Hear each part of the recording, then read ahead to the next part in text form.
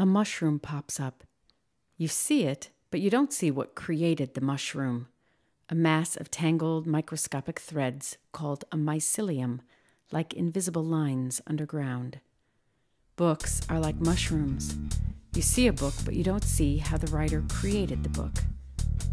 When I started writing Invisible Lines, my head was full of tangled ideas about a boy who has a hard time succeeding in school, but I wasn't sure if a story would ever come out. I wrote a rough draft fairly quickly, but it wasn't very good. I kept revising, but I felt lost. By chance, I read Paul Stamets' nonfiction book about mushrooms, and I realized that mushrooms were a great metaphor for my underprivileged main character who must follow his mom's advice to rise above it.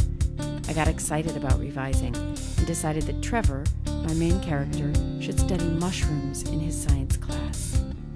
I started over. First, I pretended to be Trevor, and I imagined that he was writing the whole book as a letter to his dad, who was in jail. That didn't work. I began to panic. I made lots of what I call webs, jotting down everything that came to mind when I thought about the story. I wrote another draft, but got stuck.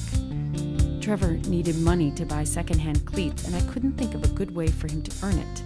When my son drew our last name, graffiti style, on his shoe, I decided that Trevor, who was really good at art, could develop a graffiti business drawing on shoes. I wrote another draft.